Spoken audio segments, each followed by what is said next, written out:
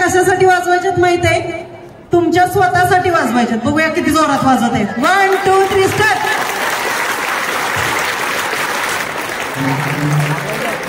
आपण का वाजवल्या टाळ्या माहित आहे? तुमच्या स्वतःसाठी. कोण सांगेल का वाजवली टाळी आता स्वतःसाठी? सांग. आम्ही जे कष्ट केलं किल्ला बनवायला त्याच्यासाठी. जोरदार टाळ्या आता छोटीसाठी झाल्या पाहिजे. खरंच आहे, तुमच्या स्वतःसाठी टाळ्या का वाजवल्या?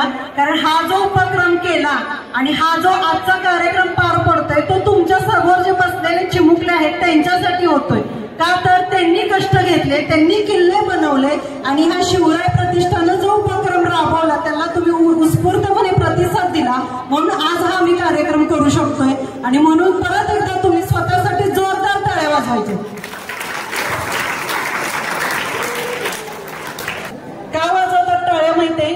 टाळ्या वाजवल्यानंतर आपल्या ज्या तळ हाताच्या ज्या शिरा असतात त्या मोकळ्या होतात आणि एक पॉझिटिव्ह एनर्जी आपल्या वातावरणात निर्माण होते. हे माहिती आहे तुम्हाला? टाळ्या वाजवल्यानंतर आपण भजन करताना टाळी वाजवतो देवासमोर बसून, बरोबर आहे? का वाजवतो भजन करताना? का तर एक पॉझिटिव्ह सकारात्मक ऊर्जा निर्माण होते म्हणून टाळी वाजवायची असते. पण ही टाळी अशी नाही वाजवायची, ही टाळी तालात सुरात वाजवायची असते. भजन करताना असं वाजवतात का? एक पुढं एक मागं, ते किती ताला सुरात टाळ्या वाजवतात? तुम्हाला स्कूलमध्ये कसं शिकवलं टाळी वाजवायला? 1 2 3 स्टार्ट. अरे येतंय की तुम्हाला? काय शिकवायची गरजच नाहीये तुम्हाला. आता तुम्हाला मी छानपैकी असं सांगते, तुम्हाला सगळ्यांना असं वाटतं ना एक्झाम मध्ये छान मार्क्स मिळावे, मला नंबर यावा. तुम्ही सगळे हुशार आहात म्हणून तर तुम्ही एवढे छान किल्ले बनवलेत आणि म्हणून तर आज तुमचं बक्षीस वितरण आहे, बरोबर ना? मग मला इथं सगळ्यात जास्त मुलंच दिसत आहेत, पण बहुतेक एकच मुलगी सगळ्यांना भारी आहे. हा, हिनंच मगाशी उत्तर दिलं. ही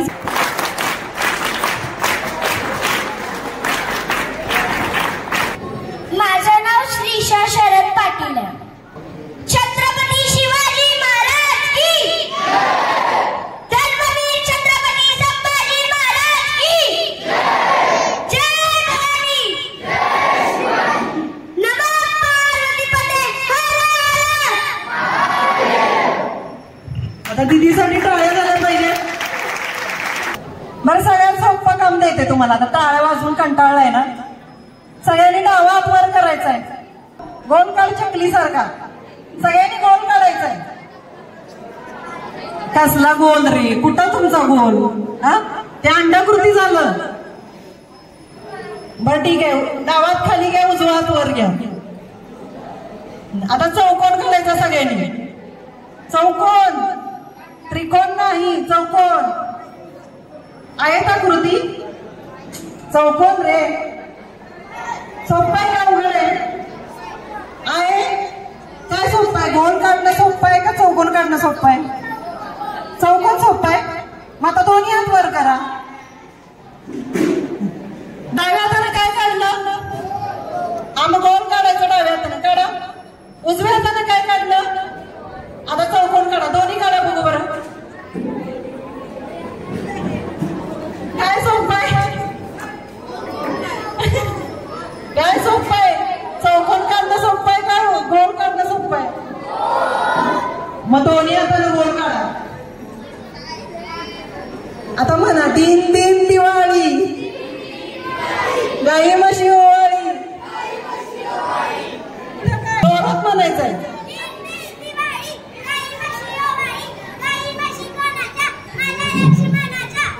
अजून जोरात.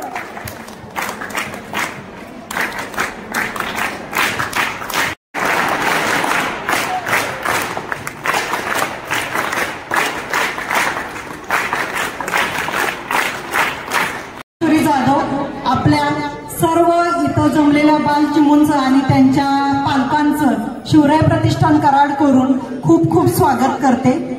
आज आपल्या या कार्यक्रमासाठी प्रमुख पाहुणे म्हणून भूषण जगताप सर, त्याचबरोबर सायली मिरजकर, त्याचबरोबर इंद्रजित बुपते सर आणि रोहित पिसाळ असे आपल्याला पाहुणे म्हणून लाभलेले आहेत। तर आपण त्यांचं जोरदार टाळ्या वाजवून एकदा स्वागत करूया।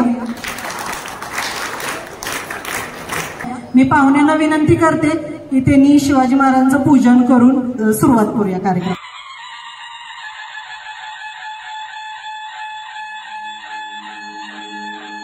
आस्ते कदम, आस्ते कदम, आस्ते कदम। महाराज गणपती गजाश्वपती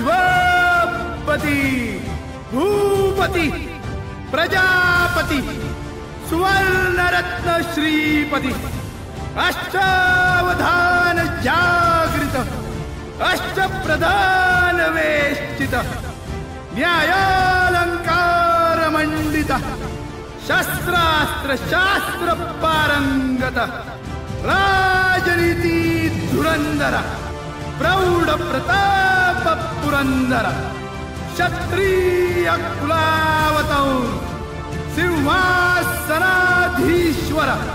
महाराजाधिराज राजा शिवछत्रपती महाराज की जय। संस्थापक अध्यक्ष ब्रिजेश रावळ यांनी आपले प्रमुख पाहुणे भूषण जगताप यांचं स्वागत करायचं आहे। जोरदार टाळ्या झाल्या पाहिजे। आपल्या प्रमुख पाहुण्यांचं अध्यक्षांच्या हस्ते स्वागत होत आहे। त्याचबरोबर इंद्रजित बुपते सर यांचं स्वागत सुरेश कोळी करते।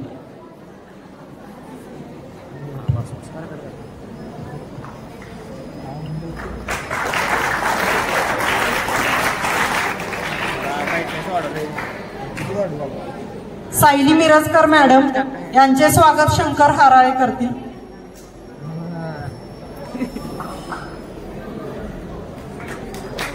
आपण शिवराय प्रतिष्ठान कराड तर्फे जी किल्ले स्पर्धा घेतली होती त्याचं आपण बक्षीस वितरण करणार आहोत। पण आपल्याला थोडक्यात माहिती पाहिजे की शिवराय प्रतिष्ठान म्हणजे नक्की काय, तर याची माहिती सुरेश कोळी देतील आपल्याला। जय जिजाऊ, जय शिवराय, जय शंभूराजे। आपण सर्वांनी कार्यक्रमाची सुरुवात शिवाजी महाराजांच्या घोषणेने सुरू करूया। मी घोषणा देणार आहे, पाठीमागून सगळ्यांनी म्हणायचं छत्रपती शिवाजी महाराज की, धर्मवीर श्री छत्रपती संभाजी महाराज की। आपण इथं जमलोय किल्ला स्पर्धेच्या बक्षीस वितरण समारोहासाठी। ही स्पर्धा भरवली आपल्या शिवराय प्रतिष्ठान ग्रुपने। हा ग्रुप कसा बनला हे तुम्हाला मी थोडक्यात सांगतो। ह्या ग्रुपची स्थापना 2015 रोजी झाली, जी सुरू केली 4 मित्रांनी ज्यांना ट्रेकिंगची खूप आवड होती।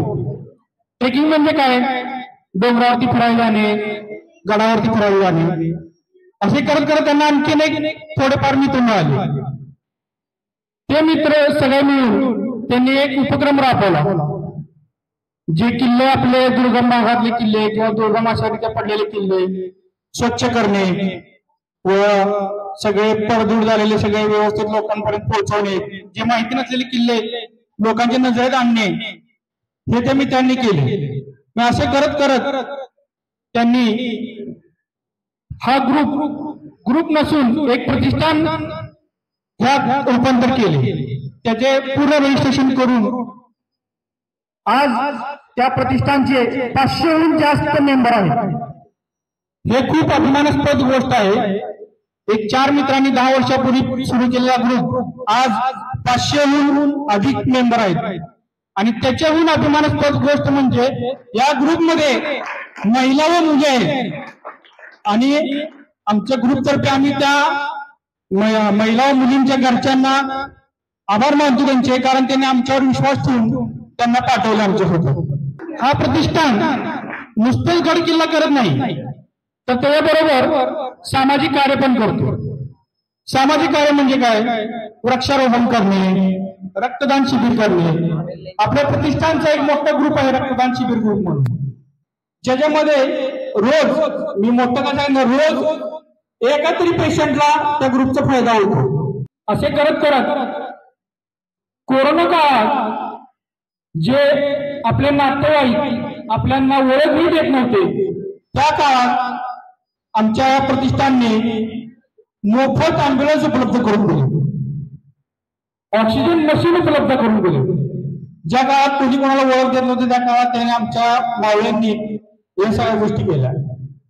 हे करत आपण वर्षात एक मोठा किल्ला पण सर करून येतो.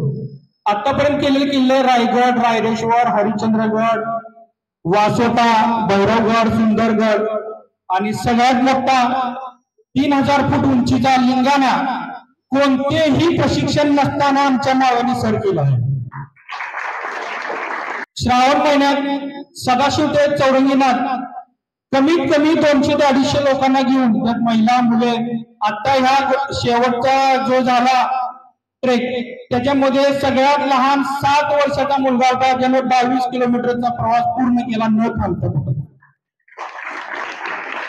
आणि पावसाळ्यामध्ये आपण 15 पाऊंड खिंड चालत पूर्णपणे ट्रेक करतो. त्याच्यामध्ये हा लास्टच्या वेळी